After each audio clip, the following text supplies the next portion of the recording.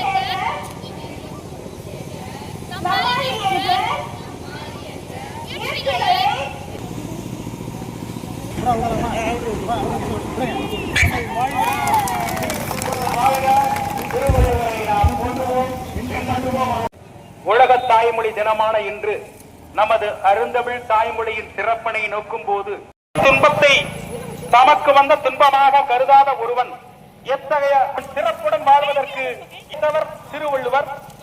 வள்ளுவரை பெற்றதால் புகழ் பெற்றது இவ்வகையம் என்று சிறப்பித்து பாடுகிறார் புரட்சி கவிஞர் பாரதிதாசன். திருவள்ளுவரின் குறட்பாக்களில் அவை விளக்கும் கருத்துக்களில் கொள்ளாதது இல்லை, அவர் சொல்லாதது ஒன்றுமில்லை என்றார். திருவள்ளுவர் அறிவின் மேதை, வாயுரத்தின் பெரும்புலவர், பற்றாத அறிவூற்றி என புகழ்ந்துரைப்பர். உலக இலக்கியங்கள் தலைமையுடன் பெறத்தக்க தகுதி மிக்கது இந்நூல். பொருளியலுக்கே முதன்மை தருவது திருக்குறள். பொருளியலில் அரசியல் அடங்கும், அறிவியலுக்கு அதற்கு அடுத்த இடமும், இன்பத்துக்கு 3ஆம் இடமும் தந்துள்ளது இந்நூல்.